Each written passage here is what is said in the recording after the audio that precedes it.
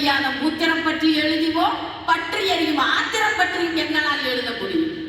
பெண் சொல் என்று ஒன்றை சொல்லுங்கள் பெண்ணீர்கள் என்றார் ஒரு மூதாய். பெண் சொல் என்று ஒரு சொல் இருக்கிறதா? ஒன்றை சொல்லுங்கள் என்றால் எங்கள் ஆதித்தாய். சமையல் என்றால் ஒருத்தி, அவசரமாய் சமையல் பெண் சொல் என்றால் ஒருத்தி.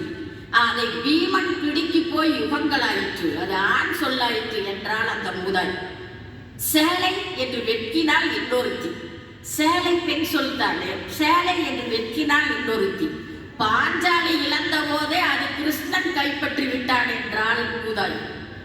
மாதவிடாய், மாதவிடாய் பெண் சொல்தானே என்றால் ஒருத்தி, அது குருதி சொல், பெண் சொல் அல்ல, அது குருதி சொல் என்றால். யோனி முளை எல்லாம் ஆண்கள் வாசம் பட்டு பட்டு வசப்பட்டு பட்டு தேய்ந்த சொல் என்றால் மூதாய், அது பெண் சொல் அல்ல.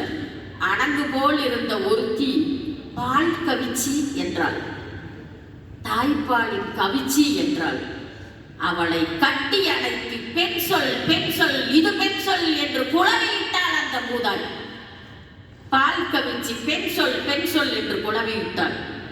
ஒரு ஆண் சொந்த கதை எழுதினால் அது கிளாசிக், கிளாசிக்காக மாறும். பெண் சொந்த கதை எழுதினால் அவள் வீட்டு கதவு தட்டப்படும், உள்பெட்டி தட்டப்படும்.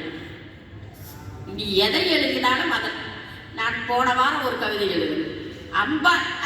தலைப்பு வந்து நல்ல வேலை. அம்பானி வீட்டில் 2 கோடி கடிகாரம் காட்டிய அதே மணியைத்தான் ஆறுமுகத்தின் 200 ரூபாய் கடிகாரம் காட்டியது என்று. நல்ல வேலை இருக்கு, நல்ல வேலை. டைம் மாத்திர அதிகாரம் இல்லை, நல்ல வேலை என்றேன். என் கெட்ட வேலை பாருங்க, எங்க ஆறுமுகம் உங்க வீட்டுக்காரரான்னு கேட்குறேன். ஆறுமுகம் உங்க வீட்டுக்காரரா?